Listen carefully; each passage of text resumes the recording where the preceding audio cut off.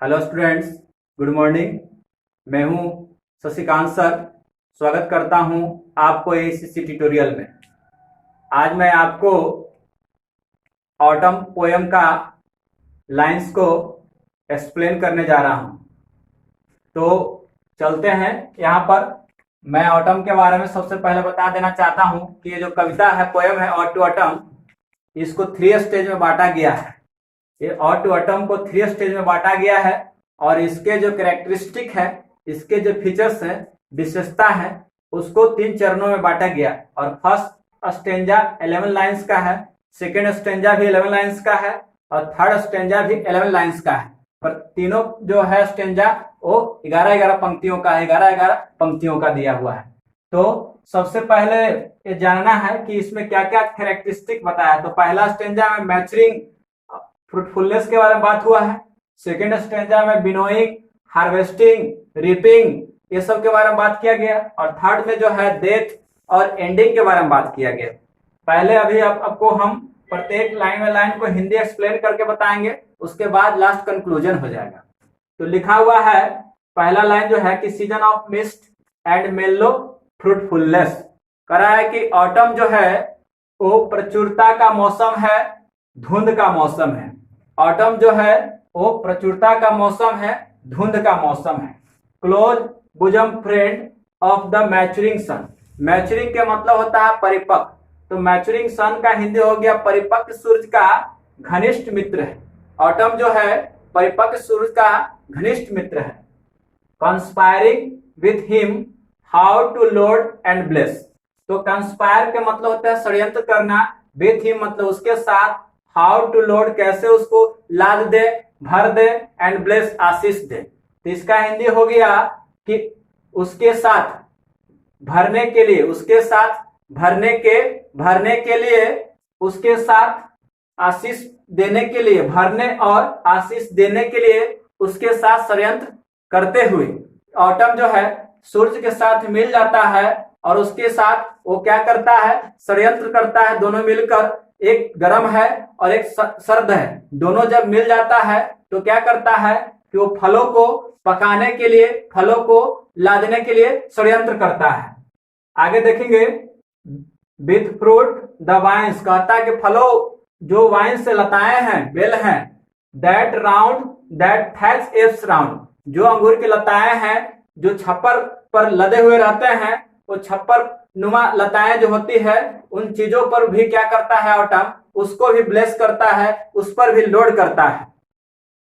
फिर कह रहा है to bend with apples the most cottage tree, कह रहा है कि टू बेंड झुका देने के लिए, एप्पल्स मतलब सेब को भी, द मोस्ट कॉटेज ट्री जो कह रहा है कि कायदार जो घरेलू वृक्ष जो सेब है उसको भी क्या करेगा, झुका देगा।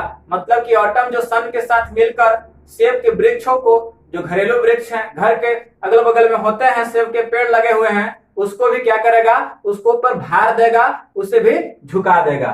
And fill all fruits with the ripeness to the core, और सभी फलों को उसके तह तक भर देगा, और सभी फलों को उसके तह तक प्रचुरता में भर देगा, सभी फलों को उसके तह तक पका देगा, भर देगा। To swell the gourd and plump the hazel shells, कह रहा है कि जो लौकी होता है, गार्ड कहने का मतलब हो गया लौकी। टू स्वेल द गार्ड मतलब लौकी को आकार में क्या कर देगा, उसको बड़ा कर देगा, मोटा कर देगा। And plump the hazel shells, जो अखरोट होता है, पहाड़ी बादाम होता है, उसके भी कोशिकाओं को और मोटा कर देगा। लौकी का भी आकार बड़ा कर देगा, पहाड़ी बादाम है, अखरोट है, उसकी कोशिकाओं को भी क्या कर देगा, बड़ा कर देगा। याद रखना है, गार्ड मतलब लौकी होता है, प्लम्प मतलब कि वो बादाम होता है, याद रखना। Hazel shells, to swell the gourd and plump the hazel shells मतलब उसको बढ़ा देगा। विथ स्वीट कर्नल, कह रहा है कि एक मृदु बीज को, कह रहा है कि विथ स्वीट कर्नल एक मृदु बीज के साथ, टू सेट बडिंग मोर और भी कलियां खिलेंगे, कह रहा है कि एक मृदु बीज के साथ टू सेट बडिंग मोर और भी कलियां खिलेंगे। एंड स्टील मोर और इससे भी अधिक, कह रहा है कि एंड स्टील मोर इससे भी अधिक, letter flowers for the bees, कह रहा है कि मधुमक्खियों के लिए भी और फूल खिलेंगे, कह रहा है कि इससे भी अधिक मधुमक्खियों के लिए और भी फूल होंगे या खिलेंगे। कह रहा है कि until they think कह रहा है कि जब तक वे सोचेंगे, जब तक वे समझेंगे, warm days will never cease, जब तक वे समझेंगे कि उस ग्रीष्म के दिन कभी समाप्त नहीं होंगे, जब तक वे समझेंगे कि ग्रीष्म के दिन कभी समाप्त नहीं होंगे। For summer has over brim their clammy cells, क्योंकि ग्रीष्म ने उनके चिपचिपे मधुमक्खियों का जो छज्जा होता है उसको क्या कर दिया है, पूरे तह तक भर दिया है। क्योंकि मधुमक्खियों का छज्जा को, मधुमक्खियों के जो छज्जा है, छत्ता है, उसको क्या कर दिया है, पूरे तह तक भर दिया है। तो इसमें कवि ने बताया है मैचरिंग के बारे में, फर्स्ट स्टेंजा में कंक्लूजन में बताया कवि ने। तो मैचरिंग बता रहा है, फ्रूटफुलनेस के बारे में बता रहा है कि पूरा परिपक्व के बारे में बता रहा है, इसमें मैचरिंग होता है, फ्रूटफुलनेस होता है, ऑटम और सन जो दोनों है वो कंस्पायर करता है, कैसे लोड करे, कैसे ब्लेस करे, किसको किसको पर, तो अंगूर की लताओं पर, सेब के पेड़ों को लादने के लिए, सेब के पेड़ को भी झुकाने के लिए षड्यंत्र करता है, अंगूर के लताओं पर लादने के षड्यंत्र करता है। और इसमें कवि ने फर्स्ट में पर्सोनिफिकेशन किया है, मानवीकरण किया। फर्स्ट स्टेंजा में ऑटम को कवि ने पर्सोनिफिकेशन किया है, मानवीकरण किया और बताया है कि ऑटम को एक फीमेल फिगर के रूप में रखकर और जो सन को एक मेल फिगर के रूप में रखकर, और दोनों को बताया है कि कैसे दोनों मिलकर, दोनों जो है मिलकर षड्यंत्र करते हैं इन फलों को पकाने में, फलों को लादने में और उसको अंततः तक करने में। जैसे कि अखरोट को भी वो क्या करता है, मोटा कर देता है, लौकी को भी मोटा कर देता है, सेब के फलों को और बड़ा करके पकाकर उसको पेड़ों को झुका देता है,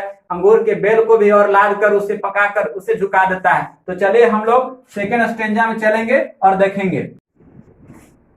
स्टेंजा सेकेंड स्टेंजा है, इसको एक्सप्लेन कर रहे हैं। स्टेंजा जो है सेकेंड स्टेंजा को करा कि हु हैथ, हैथ को हम पढ़ते हैं अब हैथ, नॉट सीन, दी मतलब कि यू, ऑफ्ट मतलब ऑफेन, एमिड मतलब के मध्य में, के ऊपर, डाई स्टोर कहता है कि किसने उनके संग्रह को अक्सर नहीं देखा है, किसने उसके संग्रह को अक्सर नहीं देखा है। ये दूसरा पंक्ति जो है और टू ऑटम, इसमें कवि जो है वो संबोधित कर रहे हैं किसानों को। इसमें किसानों के बारे में बताया जा रहा है, इसमें खलिहान के बारे में बताया जा रहा है, एक खलिहान के बारे में, एक गांव का दृश्य के बारे में बता रहे हैं कवि। इसमें सेकेंड स्टेंजा में एक गांव के दृश्य के बारे में बता रहे हैं, जहां पर जो एक खलिहान है, वो जहां पर फसल रखा जाता है उसके बारे में बता रहे हैं, एक खेत के बारे में बता रहे हैं और उसको संबोधित कर रहे हैं। कह रहा है कि किसने उसे नहीं देखा है, कह रहा है कि ऑटम को किसने नहीं देखा है, कह रहा है कि उनके संग्रह को किसने उसके संग्रह को नहीं देखा है, कह रहा है कि हु हैड नॉट सीन, किसने उसके संग्रह को नहीं देखा है।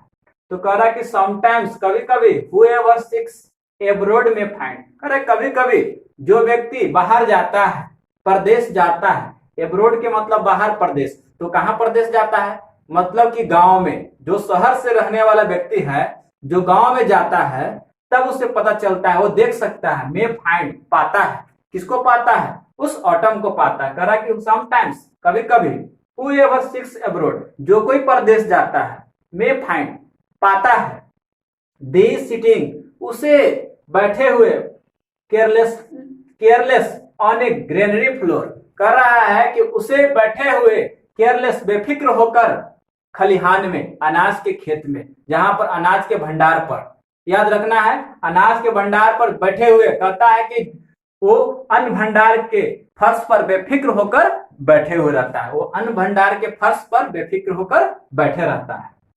Thy hair soft lifted by the winnowing wind, तो दाई के मतलब होता है योर, याद रखना दाई के मतलब होता है योर, तुम्हारे बाल, सॉफ्ट लिफ्टेड मतलब कि तुम्हारे मुलायम बाल, लिफ्टेड मतलब कि ऊपर उठते हैं, बाय द बिनोइंग विंड हवा उसाने वाला, जो कहते हैं फसल जो होता है अनाज को उसाने वाले, है ना, हवा से क्या होता है ऊपर की ओर उठता है। कह रहा है कि हवा के झोंके से उसके नर्म केस जो है वो क्या होते हैं, ऊपर उठते हैं, ऊपर उठते हैं, हवा के झोंके से उसके नर्म केस जो है ऊपर उठते हैं। किसके, किसान को, जिसको संबोधित कर रहे हैं लेखक, जिसके।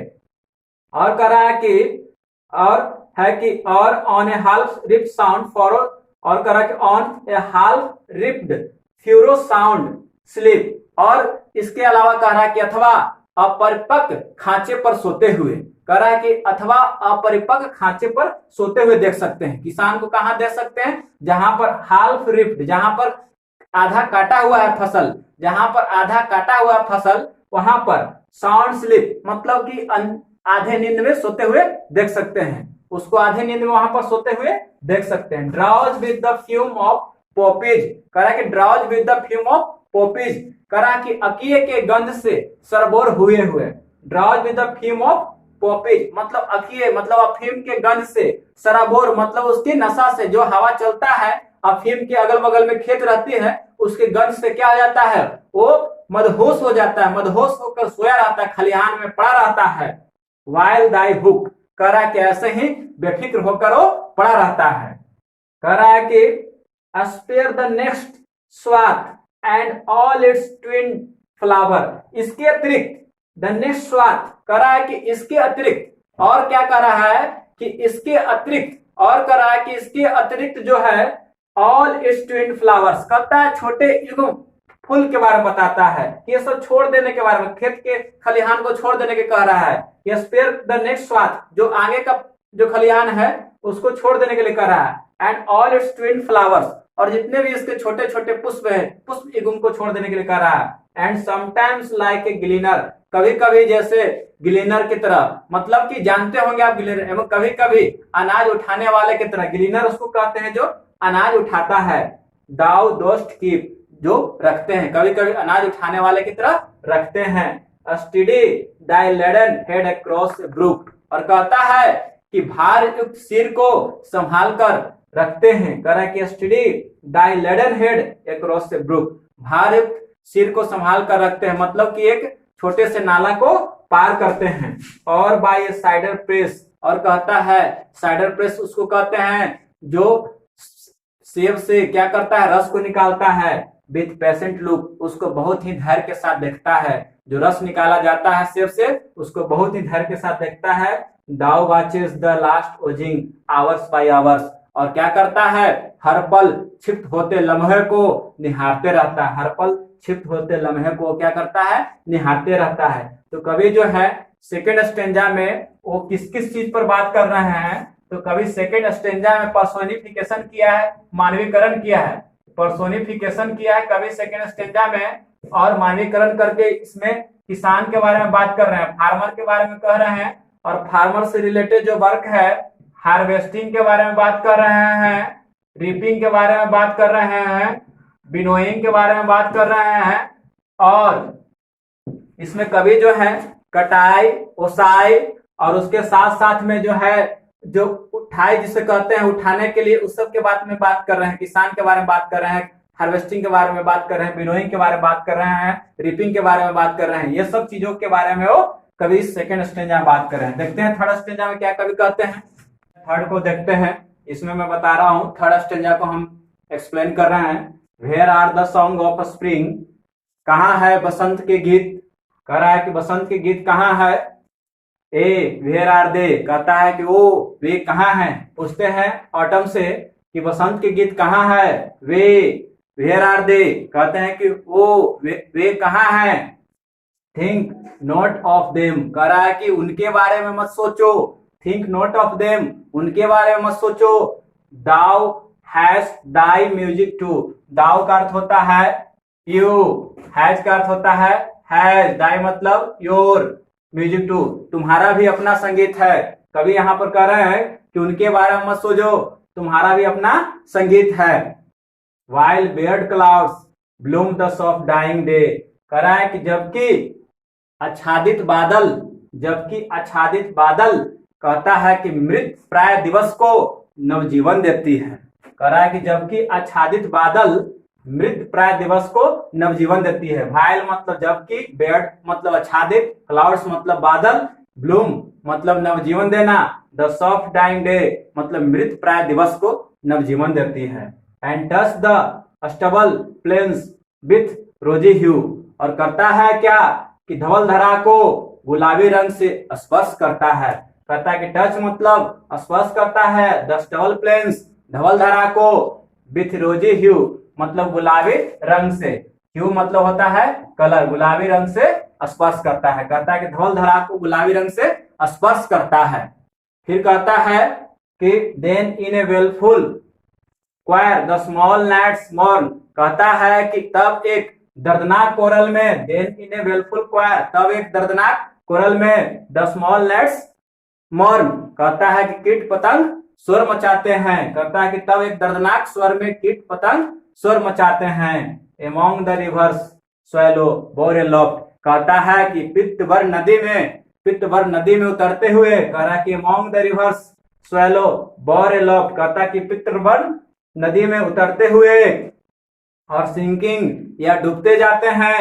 As the light wind lives और डाई, जैसे कि हल्की हवा में जीते मरते हैं, याद रखना। और सिंकिंग जैसे डूबते जाते हैं, एज द लाइट विंड हल्की हवा में, लिव्स और डाई जीते मरते हैं।